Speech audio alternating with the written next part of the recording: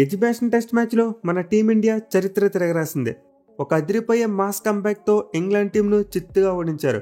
అది కూడా మామూలుగా కాదు, ఏకంగా 336 పరుగుల తేడాతో మ్యాచ్ గెలిచి ఎన్నో రికార్డులను క్రియేట్ చేశారు. Especially for the first time ఈ గ్రౌండ్లో ఇంగ్లాండ్ టీంను డిఫీట్ చేశారు. సో మన టీమిండియా అయితే ఈ గ్రౌండ్లో టెస్ట్ మ్యాచ్లు ఆడటం స్టార్ట్ చేసి 68 ఏళ్ళు అయింది. బట్ ఈ మ్యాచ్ ముందు వరకు చూసుకుంటే ఈ గ్రౌండ్లో మనకు ఒక్క విజయం కూడా లేదు. కానీ ఈ మ్యాచ్లో మాత్రం మన వల్ల చరిత్రని తిరగరాశారు. 68 ఏళ్ల తర్వాత ఈ గ్రౌండ్లో ఫస్ట్ విక్టరీ కొట్టారు. సో విక్టరీ అయితే మన టీమిండియాకి చాలా అంటే చాలా స్పెషల్ అని చెప్పుకోవచ్చు. పర్టికులర్గా ఫస్ట్ టెస్ట్ మ్యాచ్ ఓడిపోయిన తర్వాత మన వాళ్ళ మీద క్రిటిసిజం వచ్చింది. ఇక ఇంగ్లాండ్ టీం మీద ఏం గెలుస్తారులే, సిరీస్ పోయిందని చెప్పి అనుకున్నాం. బట్ ఈ రెండో టెస్ట్ మ్యాచ్లో మన టీమిండియా సెన్సేషనల్ కంబ్యాక్ ఇచ్చింది. మెయిల్ ఇలాంటి కంబ్యాక్ అస్సలు ఎక్స్పెక్ట్ చేయలేదు. మన వాళ్ళ టీం సెలక్షన్ చూసి ఈ బౌలింగ్ లైనప్తో ఏం గెలుస్తారులని చెప్పి అనుకున్నాం అంతా కూడా. కానీ మన టీమిండియా కుర్రాళ్ళు అద్భుతం చేశారు. బ్యాటింగ్, బౌలింగ్, ఫీల్డింగ్ ఇలా అన్ని విభాగాల్లో కూడా అదరగొట్టేసి ఇంగ్లాండ్ టీంకి షాక్ ఇచ్చారు. సో విక్టరీ అయితే మన టీమిండియాకి చూసుకుంటే ఇవే టెస్ట్ మ్యాచెస్లో ది బిగ్గెస్ట్ విక్టరీ. మన వాళ్ళు ప్రీవియస్గా వెస్టిండీస్ వేదికగా టెస్ట్ మ్యాచ్ అయినప్పుడు ఆ టీం మీద 318 పరుగుల తేడాతో గెలిచారు.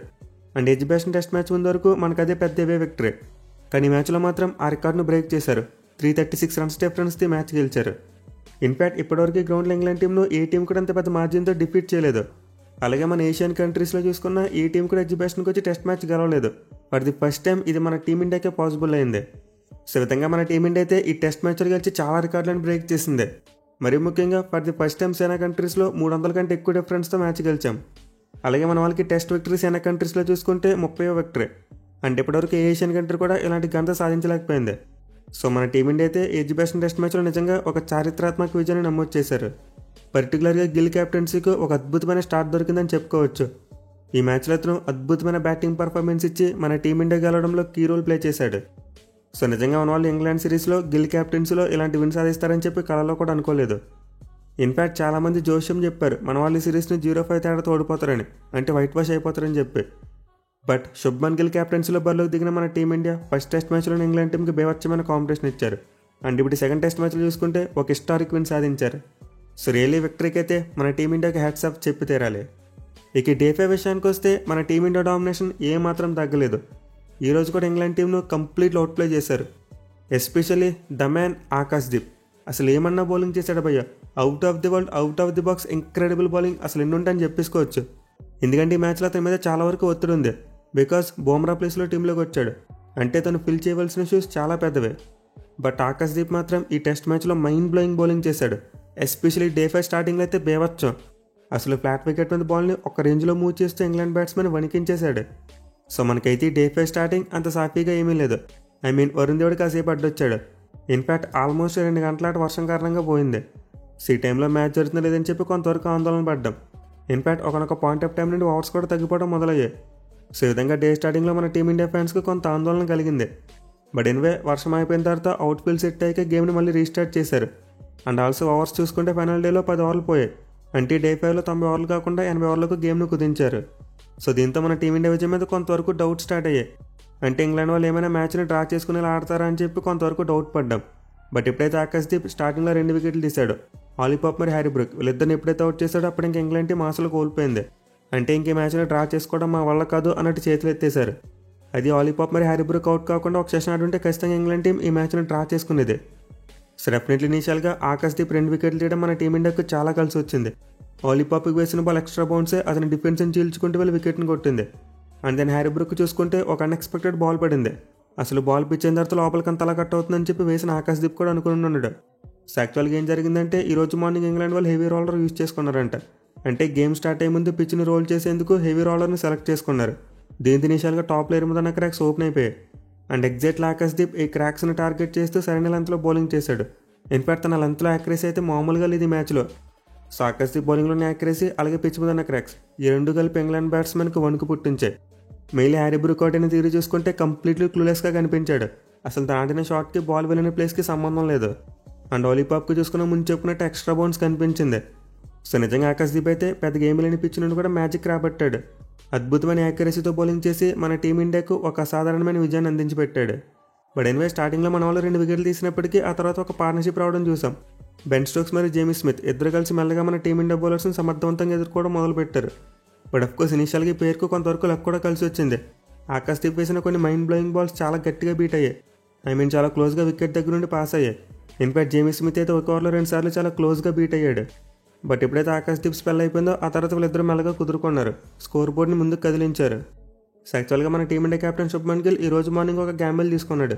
అదేంటంటే ఆకాశ్దీప్ మరియు సిరాజ్ ఇద్దరు చేత ట్యాండమ్లో బౌలింగ్ చేయించలేదు. ఒక ఎండ్లో ఆకాశ్దీప్కు బాల్ ఇచ్చాడు, అదే ఎండ్లో చూసుకుంటే ప్రసిద్ధ కృష్ణ చేత వేయించాడు. సో స్టార్టింగ్లో ఏమో కొంతవరకు అర్థం కాలేదు.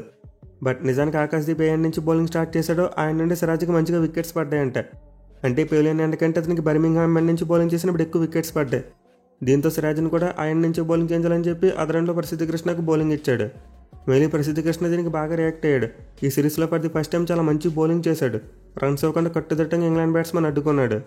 సో డెఫినెట్లీ ఇంగ్లాండ్ టీం ఎప్పుడైతే స్టార్టింగ్లో 2 వికెట్లు కోల్పోయారో ఆ తర్వాత మెల్లగా ఆడడం స్టార్ట్ చేశారు. కేవలం జేమీ స్మిత్ మాత్రమే కొంత అగ్రెసివ్గా ఆడాడు. బట్ స్టోక్స్ మాత్రం కంప్లీట్లీ డిఫెన్సివ్ మోడ్లో ఆడాడు. దీనివల్ల వీళ్ళ పార్ట్నర్షిప్ స్లోగా పెద్దగా మారడం స్టార్ట్ అయింది. అయితే సరిగ్గా లంచ్ బ్రేక్ ముందు సుందర్ స్టోక్స్ని అవుట్ చేశాడు. అంటే వికెట్ విషయంలో మనం జడేజా కూడా కొంతవరకు క్రెడిట్ ఇవ్వాలి. ఎందుకంటే అంత ముందు వరకు చాలా ఫాస్ట్గా కంప్లీట్ చేశాడు. లేకపోతే సుందర్కు లంచ్ బ్రేక్ ముందు ఓవర్ వేసే అవకాశమే వచ్చి ఉండేది కాదు. సో యాక్చువల్లీ బెన్ స్టోక్స్ అయితే సుందర్ బౌలింగ్ సేఫ్ చేసి మెల్లగా లంచ్కి వెళ్ళిపోదాం అనుకున్నాడు. మెయిల్ అతను రైట్ ఆర్మ్ ఆఫ్ స్పిన్నర్ కదా బాల్ని బయటికి స్పిన్ చేస్తారేమో అనుకున్నాడు. బట్ సుందర్ వేసిన బాల్ బేవచ్చంగా గాల్లో డ్రిఫ్ట్ అయింది. అసలు తను రిలీజ్ చేసిన పాయింట్కి పిచ్ అయిన పాయింట్కి సంబంధం లేదు. నిజంగా యాంగిల్తో చాలా లోపలికి పిచ్ అయింది. దీంతో బెన్ స్టోక్స్ తన బ్యాట్ను ఫ్రంట్ లెగ్ ముందు ఇన్ టైంలో తీసుకురాలేకపోయాడు, లేట్ అయిపోయింది. అండ్ దాని బాల్ ఫస్ట్ ప్యాడ్కి తగిలి అతను ఎల్బీడబ్ల్యూగా అవుట్ అవడం చూసాం. సో నిజంగా లంచ్ బ్రేక్ ముందు వికెట్ అయితే ఒక్కసారిగా మన టీమిండియా ప్లేయర్స్లో స్పిరిట్ని పైకి లేపింది. ఈ వికెట్ కనుక పడకుండా ఉంటే మన వాళ్ళు లంచ్ బ్రేక్ కొంతవరకు షోల్డర్స్ డౌన్ చేసుకుని వెళ్ళి ఉండేవారు. కానీ బెన్ స్టోక్స్ వికెట్ ఎప్పుడైతే పడిందో ఇంకా మనకు విన్ కన్ఫర్మ్ అయిపోయింది. ఎందుకంటే నెక్స్ట్ వచ్చే ఇంగ్లాండ్ బ్యాట్స్మెన్ కూడా పెద్ద ఇన్నింగ్స్ ఆడగలిగే సత్తా ఉన్న వాళ్ళు కాదు, మ్యాక్సిమం అందరూ కూడా లోయర్ ఆర్డర్ బ్యాట్స్మెనే. సో క్రూషియల్ టైంలో సుందర్ అయితే ఒక బ్రిలియంట్ బాల్తో బెన్ స్టోక్స్ వికెట్ తీసుకున్నాడు. ఇక తర్వాత 2 సెషన్లో చూసుకుంటే మన టీమిండియాకి రెగ్యులర్ ఇంటర్వల్స్లో వికెట్లు దొరుకుతూనే వచ్చాయి. చిన్న చిన్న పార్ట్నర్షిప్లు వచ్చినప్పటికీ మన వాళ్ళు కంటిన్యూస్గా వికెట్లు తీయగలిగారు. సో ఒక ఎండ్లో జేమీ స్మిత్ అద్భుతంగా బ్యాటింగ్ చేసినప్పటికీ అదే ఎండ్లో బ్యాట్స్మెన్ మాత్రం స్ట్రగుల్ అయ్యారు. మిగిలిన 2 సెషన్లో ఆకాశ్దీప్కి తోడు మిగతా బౌలర్స్ కూడా వికెట్స్ తీయడం స్టార్ట్ చేశారు. ముందు ప్రసిద్ధ కృష్ణ క్రిస్ వోక్స్ వికెట్ తీసుకుంటే ఆ తర్వాత జడేజా జాస్టంగ్ వికెట్ తీసుకున్నాడు. మెయిలీ సిరాజ్ మిడ్ వికెట్లో డైవ్ చేస్తూ ఒక ఎక్సలెంట్ క్యాచ్ తీసుకోవడం చూసాం. సో లంచ్ బ్రేక్ తర్వాత అయితే మన టీమిండియా బౌలర్స్ ఓల్డ్ బాల్తో కూడా చాలా బాగా బౌలింగ్ చేశారు. మరి ముఖ్యంగా ఆకాశ్దీప్ ఇప్పటివరకు తన కెరియర్లో బాల్ 30 ఓవర్లు ఓల్డ్ అయిన తర్వాత వికెట్లు తీయలేదు.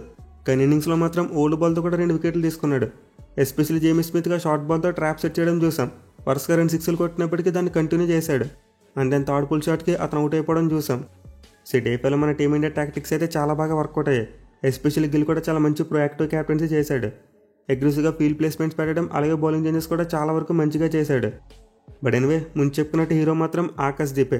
అతను అద్భుతమైన బౌలింగ్ కారణంగానే మన వాళ్ళైతే రిజల్ట్ను పుల్ ఆఫ్ చేయగలిగారు. సో ఆకాశ్దీప్ అయితే ఇన్నింగ్స్లో మొత్తం 6 వికెట్లు పడగొట్టి తన కెరీర్లో మొట్టమొదటి 5 సాధించాడు. మోస్ట్ ఇంపార్టెంట్లీ టెస్ట్ మ్యాచ్లో మొత్తం 10 వికెట్లు పూర్తి చేసుకున్నాడు. సో ఈ గ్రౌండ్లో చూసుకుంటే ప్రీవియస్గా మన టీమిండియా తరపున కేవలం చేతన్ శర్మ మాత్రమే 10 తీశాడు. అది కూడా ఇప్పుడు 1986 సంవత్సరంలో. అంటే ఆకాశ్దీప్ 39 ఏళ్ల తర్వాత ఈ గ్రౌండ్లో 10 వికెట్లు ఆల్ సాధించిన ఇండియన్ బౌలర్గా రికార్డుని క్రియేట్ చేశాడు. మెయిన్ అతను బౌలింగ్ ఫిగర్స్ చూసుకుంటే చేతన్ శర్మ కంటే మెరుగ్గా ఉన్నాయి. అంటే అతనికంటే ఒక రన్ తక్కువ ఇచ్చాడు. సో ఈ విధంగా మనకు ఆకాశ్దీప్ అయితే ఎడ్జ్బాస్టన్ గ్రౌండ్లో బెస్ట్ బౌలింగ్ ఫిగర్స్ నమోదు చేసిన ఇండియన్ బౌలర్గా రికార్డుని క్రియేట్ చేశాడు. పర్టికులర్గా బూమ్రా లాంటి ఒక టాప్ బౌలర్కి రీప్లేస్మెంట్గా వచ్చి అతని బిగ్ షోస్ని అద్భుతంగా ఫిల్ చేశాడు. నిజంగా ఈ మ్యాచ్లో ఆకాశ్దీప్ ఆడకపోయిందంటే మన వాళ్ళు గెలిచి ఉండేవారు కాదేమో. డ్రాతోనే సరిపెట్టుకోవాల్సి వచ్చేదేమో అనే రేంజ్లో ఇంపాక్ట్ కలిగించాడు అతను. సో నిజంగా ఆకాశ్దీప్ అయితే ఇలాంటి ఫ్లాట్ వికెట్ మీద కూడా మైండ్ బ్లోయింగ్ బౌలింగ్ చేసి మన టీమిండియాకు ఒక అతిపెద్ద హోప్ని కలిగించాడు. ఇప్పుడైతే మనకి నెక్స్ట్ మ్యాచెస్ మీద కూడా కొంతవరకు నమ్మకం కలిగింది.